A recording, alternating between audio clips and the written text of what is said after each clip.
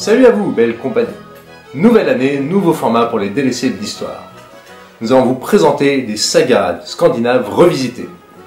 Elle est dans ce livre, les sagas légendaires islandaises qui ont été traduites par Jean Renaud et Régis Boyer.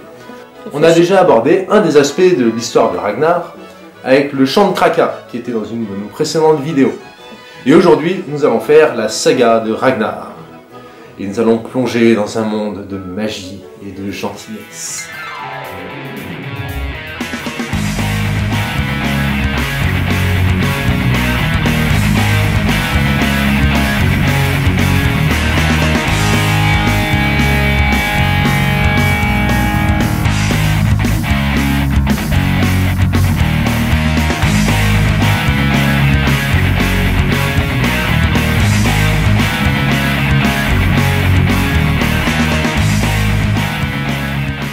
En ces temps-là, il y avait un roi du Danemark qu'on appelait Sigurd au bracelet. Et Sigurd eut un fils, qu'il appela Ragnar. Ragnar, il était plutôt du genre turbulent, hyperactif. À 15 ans, son activité favorite, c'était de se promener sur ses navires et de taper sur tous ses voisins. Bref, un ado typique de son époque. Or, il se trouve qu'un peu plus loin, le chef Eros avait une fille si belle qu'il l'avait fait enfermer dans une maison, elle-même gardée par un dragon qui aimait étrangler ses victimes jusqu'à les transformer en smoothies.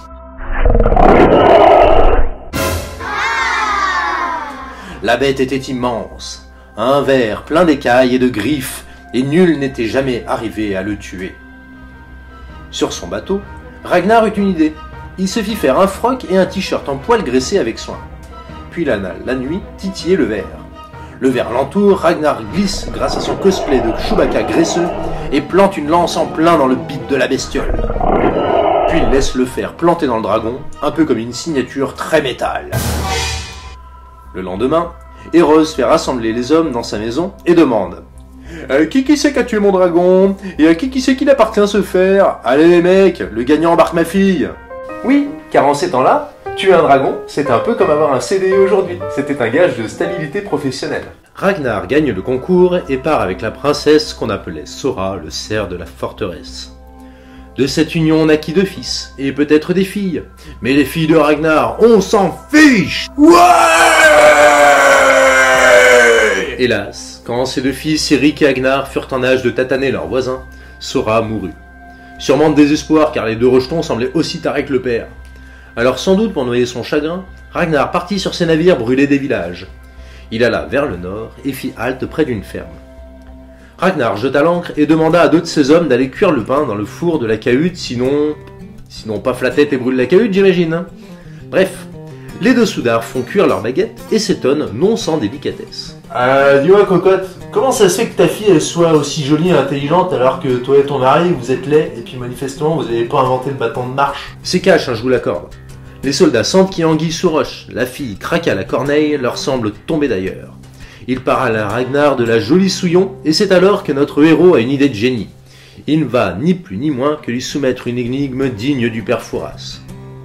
Toi, Kraka, tu devras me rencontrer ni seul, ni accompagné, ni vêtu, ni dévêtu, ni affamé, ni rassasié. Bingo! Le lendemain, Kraka arrive en mangeant un oignon, accompagné du chien de la ferme et vêtu d'un simple filet de pêche. Ragnar tombe alors éperdument amoureux. Bah ouais, c'est pas parce qu'on est une brute assoiffée de sang qu'on n'a pas le droit d'aimer les femmes intelligentes, non mais... Kraka et Ragnar rentrent au Danemark, et là, la jeune femme prévient Ragnar. Ils ne doivent pas coucher ensemble les 3 premières nuits, sinon grand malheur! Ragnar en a rien à faire, il se dit que les prédictions c'est pour les mémés. Hélas, patatras, 9 mois plus tard, naît Ivar le désossé. Enfin, désossé des guibolles seulement, hein. On devait le porter sur un bouclier. Sinon, le rejeton était malin comme un elfe, fort comme un bœuf et vif comme un serpent, une épée en main. Il s'était même fait fabriquer un arc énorme capable de tirer plus loin que tous les autres. Les années passent. Kraka et Ragnar ont 3 autres fils, Hvitserk, Rognvald et le petit dernier, Bjorn. Ce qui lui fait au total 6 garçons. Et puis 6 petits mecs bien dégelés en plus. Parce que je le rappelle, les 2 premiers sont déjà partis réduire le monde alentour en cendres, mais les 4 derniers ne sont pas en reste. Sitôt ados, ils vont voir papa et demandent des bateaux pour partir piller les pays voisins. Car comme dit le devise de sa famille, si tu rentres chez quelqu'un, faut le frapper, tout brûler et le laisser à son chagrin. Ainsi, Ragnar cède pour un temps la place d'honneur à ses fistons. La fratrie part vers une forteresse où papa s'était cassé les dents autrefois. Parce que... Réponse A, car ils étaient super bien organisés, super bien armés et super bien disciplinés. Réponse B, parce qu'un magicien tirait des boules de feu et des sortilèges depuis la hauteur des murailles. Réponse C, un dragon méga badass gardait la forteresse. Réponse D, deux génisses de l'enfer qui perçaient les tympans s'amusaient à rentrer dans la tête la première dans les armées ennemies comme dans une épreuve d'interville.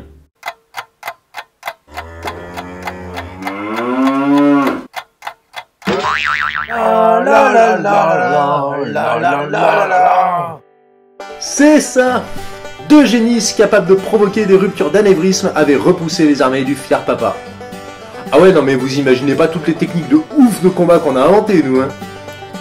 Mais, c'est pas deux ruminants, même magiques, qui effraient notre stratège familial.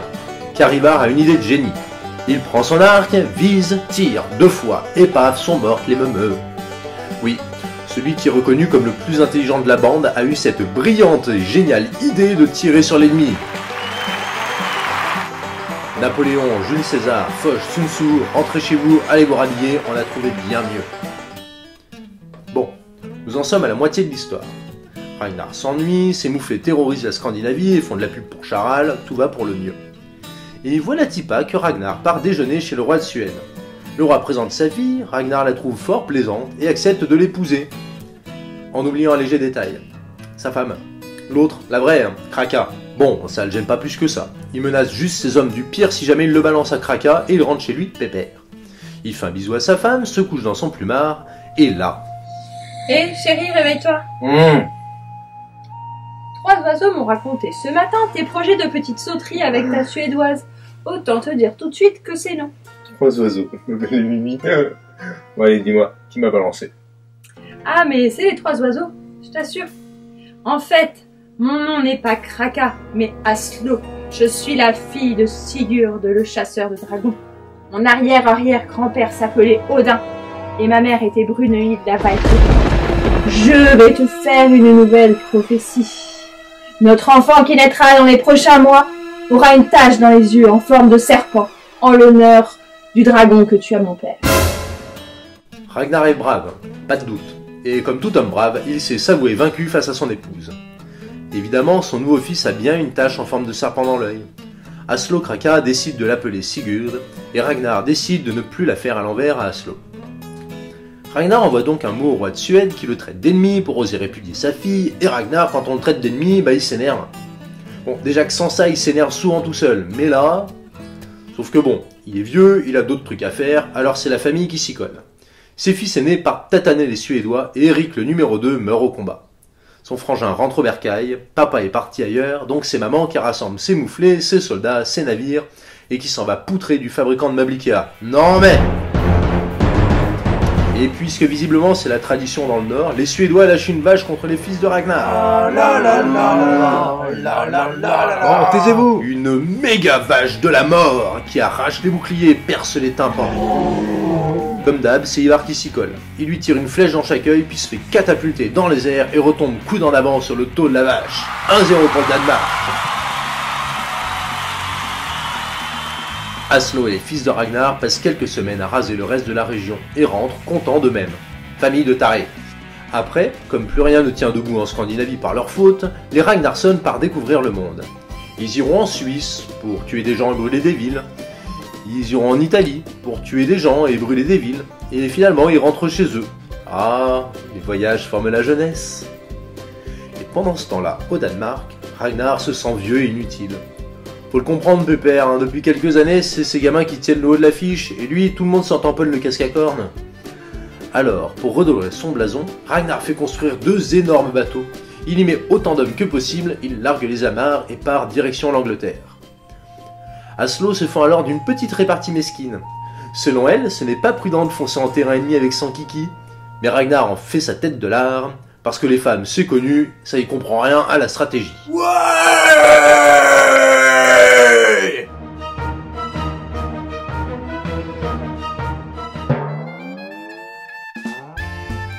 Sans surprise, tout se passe pour le pire. Nos marins du dimanche s'écrasent sur la côte, ils se rassemblent avec peine.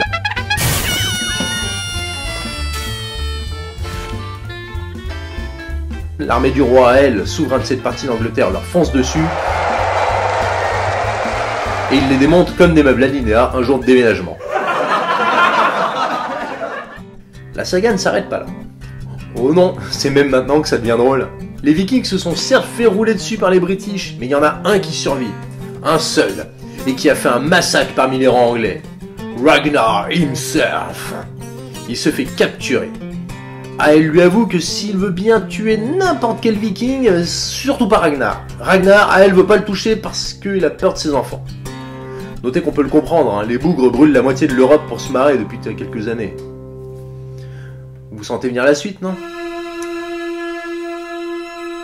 Ragnar refuse de dire son nom, Ael s'énerve, il le fait jeter dans un puits plein de serpents, et Ragnar meurt, non sans dire dans un dernier souffle.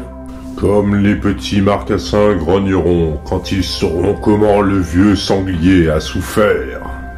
Et c'est là qu'on se rend compte que Ael, dans cette histoire, joue le rôle très connu du méchant abruti. Nous allons donc faire un conteur crétin. Devant la mort de Ragnar, Ael se dit qu'il est méchamment dans la panade. Et allez savoir pourquoi, quand il aurait tout simplement pu ne pas faire de pub, il envoie 2 de ses hommes annoncer la nouvelle au Danemark. Cher fils de Ragnar, j'ai l'immense tristesse de vous faire part de la mort de votre père, Ragnar au pantalon à poil gras. Sachez que tout ceci n'est pas ma faute. La police scientifique est formelle, c'est le venin de mes serpents qui l'a tué. Si vous pouviez ne pas taper trop fort. Bisous bisous, Ael, roi de Northumbrie. Une fois mis au courant de la mort de leur papa, Bjorn, Hvitserk et Sigurd se mettent à crier sur les hommes de Ael, à péter des meubles, mais Ivar les calme et assure aux Anglais qu'il n'y a aucun problème. Il comprend, il ne leur fera pas de mal, tout ira bien pour eux, pas de soucis. Peu de temps après, Ivar part s'installer en Angleterre et est accueilli à bras ouverts par Ael. Ivar la joue cool et il demande à Ael de s'installer dans un bout de terre et jure de ne jamais se battre contre lui. Et Ael, sous ses dehors pleins de flair, est en fait une grosse quiche car il accepte sans se méfier. Ivar devient alors un vrai ministre du royaume d'Ael. Il fait copain-copain avec tous les riches du royaume et demande régulièrement de l'or à ses frangins pour arroser de pognon les nobles anglais et organiser des énormes bamboulas chez lui. Puis il demande à ses frères de se ramener Dardar, et Ael continue de voir en lui un bon petit gars un peu brut de décoffrage. Et là, Machiavel, qui était pas né, n'a qu'à bien se tenir à ses choses. Ivar prévient Ael que ses frères arrivent, il dit qu'il va les calmer. Puis il dit à ses frères que Ael veut la guerre et il invente bobard sur bobard pour bien les énerver encore un petit peu plus. Il raconte ensuite à Ael que ses frères sont fous et qu'ils ne l'écoutent pas. Et finalement, il dit à ses frères qu'il les laissera cogner le roi sans bouger un cil. Déjà qu'il peut pas bouger les gens. Ivar ne se joint pas au combat, sans doute parce qu'il n'y a pas de vache à planter pour une fois, mais ses années de magouille lui valent d'être suivi par bon nombre de nobles anglais. Et le pauvre Ael se retrouve presque seul face à une horde de vikings menée par 3 frères bien excités. La bataille se finit vite et Ael finit très mal. Les avis divergent là-dessus et je veux pas vous donner des cauchemars, mais sachez qu'il est question d'un ciseau à bois, d'un aigle, du dos de Ael et d'une mort prématurée. Aïe. Ainsi finit mon histoire, dans la joie et la bonne humeur. Ivar resta en Angleterre et fonda une ville. Ses frères devinrent tous de glorieuses brutes, dont les enfants et petits-enfants devinrent de célèbres héros. Nombreux furent ceux qui se souvinrent de ces tendres années pleines de haches, de bateaux, de pillages, de sang, de meurtres. Et on raconte qu'il existait même autrefois une statue de bois haute de quelques 50 mètres plantée sur l'île de Samsey par Ragnar en souvenir d'une tendre mêlée sanglante.